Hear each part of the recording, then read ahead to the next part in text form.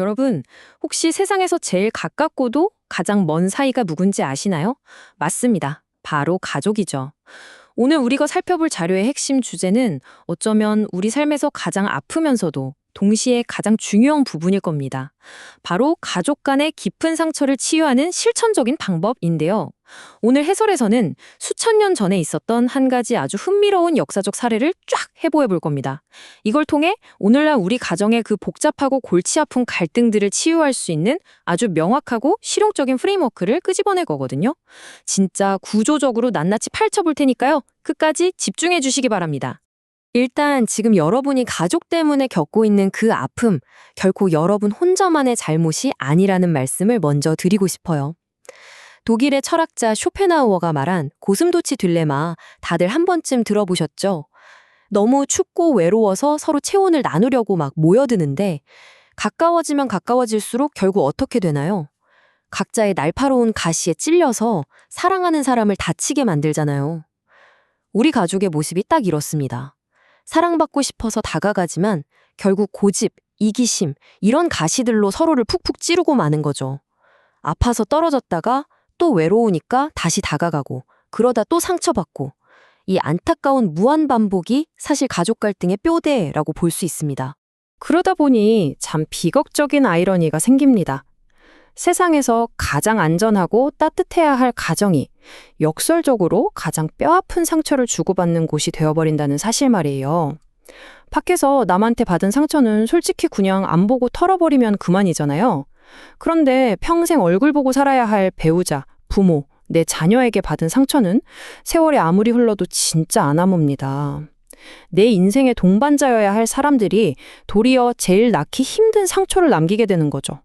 자, 그럼 이제부터 이 끔찍한 상처가 어떻게 치유될 수 있는지 완벽하게 보여주는 약간은 극단적인 케이스 스터디 하나를 보겠습니다. 바로 요셉이라는 인물의 이야기인데요. 상상해보세요. 겨우 17살 소년일 때 친형들의 질투 때문에 이방 땅의 노예로 팔려갑니다. 진짜 상상조차 하기 싫은 끔찍한 배신이죠. 게다가 무려 13년 동안이나 타국에서 억울한 누명을 쓰고 감옥살이를 버텨야 했어요.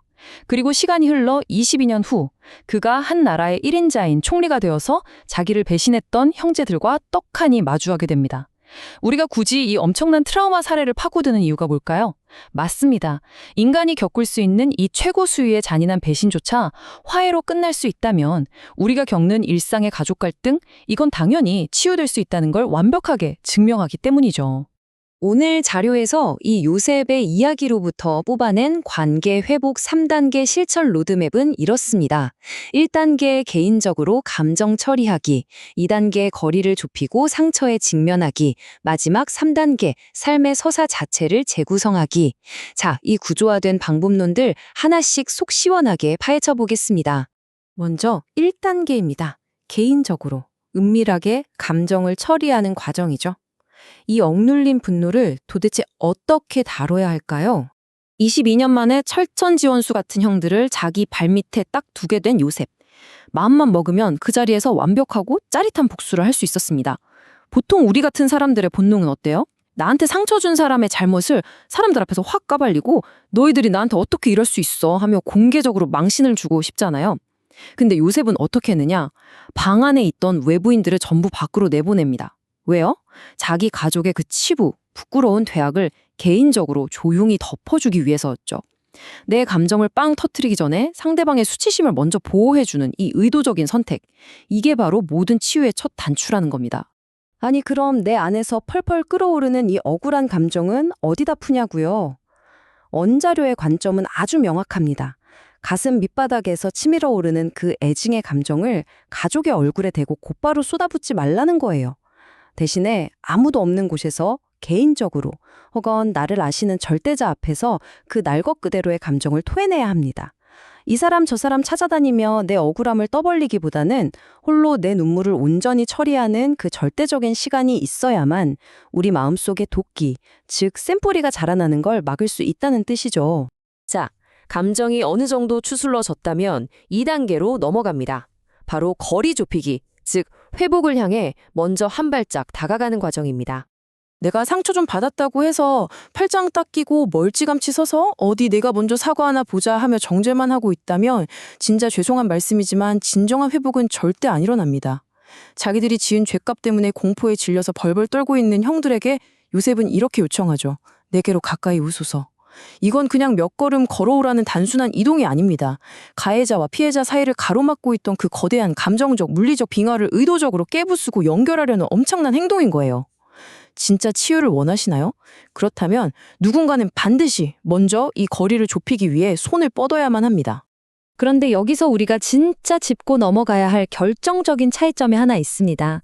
진정한 용서는요, 가족이니까 좋은 게 좋은 거지 하면서 받은 상처를 맹목적으로 부인하거나 슬쩍 덮어두는 게 절대 아닙니다. 요셉은 당신들이 나를 팔았다 라고 과거의 팩트를 아주 명확하게 직면시킵니다. 하지만 핵심은 바로 이겁니다.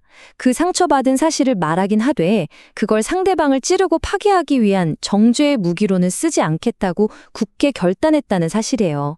내 아픔을 덮어두고 부인하진 않지만 그렇다고 그걸 무기화하지 않는 태도. 와, 이게 진짜 찐 용서 아닐까요? 이제 드디어 마지막 3단계 관점 재구성입니다. 고난의 의미를 완전히 다른 각도에서 바라보는 삶을 180도 뒤집는 변혁적인 단계죠. 자, 내 삶을 덮친 그 고통스러운 사건들 렌즈를 한번 싹 바꿔서 다시 볼까요? 요셉이 그 끔찍한 일을 겪고도 평생을 우울증이나 복수심에 찌들어 살지 않을 수 있었던 비결이 뭔지 아시나요? 자신에게 일어난 비극을 얄팍한 인간적인 관점으로만 해석하지 않았기 때문입니다. 만약 형들의 치졸한 배신 하나에만 꽂혀 있었다면 평생 지독한 피해의식에 갇혀버렸겠죠. 하지만 그는 단호하게 그걸 거부합니다.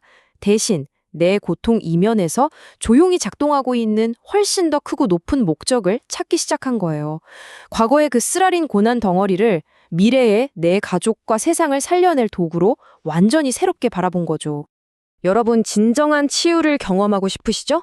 그렇다면 내 삶이라는 이야기의 중심에서 나를 괴롭힌 그 인간을 주어의 자리에서 완전히 끌어내리셔야 합니다. 나한테 상처 준 사람이나 난 참 불쌍해 하는 자기 연민이 내 인생 스토리를 끌고 가게 내버려 두지 마세요.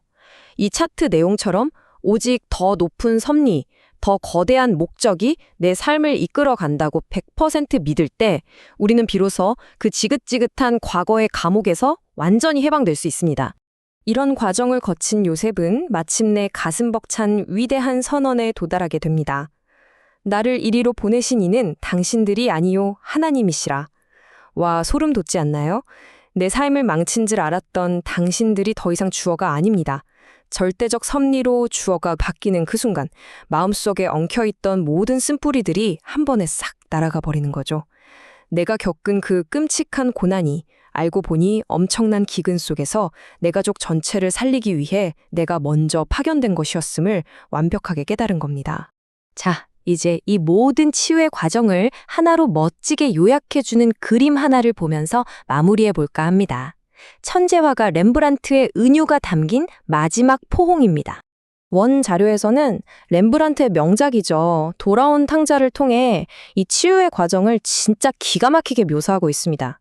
냄새나는 누더기를 걸치고 엉망진창이 되어 돌아온 아들을 꼭 안아주는 아버지의 모습을 한번 자세히 보세요. 두 손이 완전히 짝짝이로 그려져 있습니다. 왼손은 굵은 힘줄이 튀어나온 투박한 남자의 손이에요. 이건 확고한 진리와 공의, 즉 상처와 잘못에 명확히 직면하는 강인함을 상징합니다. 반면 오른손은요? 아주 매끄럽고 부드러운 여성의 손입니다. 모든 허물을 조용히 따뜻하게 덮어주는 은혜를 상징하죠. 망가진 가족을 다시 품에 안을 땐 이 두 가지가 다 필요하다는 겁니다. 강한 진실로 직면하되 결국엔 부드러운 은혜로 덮어주어야 한다는 것. 이 명작이 우리에게 주는 아주 묵직한 메시지죠. 자, 오늘 우리가 함께 나눈 이 세 가지 실천 방법들 꼭 기억해 보셨으면 좋겠습니다. 먼저 홀로 조용히 내 감정을 처리하고 상대를 비난하거나 찌르지 않으면서 상처에 직면하고 마지막으로 더 높은 목적을 향해 내 삶의 관점을 확 바꿔버리는 것. 자, 이제 마지막으로 여러분께 묻고 싶습니다. 오늘 여러분의 가정에서 자존심 다 내려놓고 먼저 내게로 가까이 오라며 마음의 거리를 좁혀야 할 그 한 사람은 과연 누구일까요? 오늘 해설해드린 이 방법들이 여러분의 가정에 진정한 치유를 가져오는 따뜻한 통로가 되기를 진심으로 응원하면서 오늘 시간은 여기서 마무리하겠습니다. 끝까지 들어주셔서 정말 감사합니다.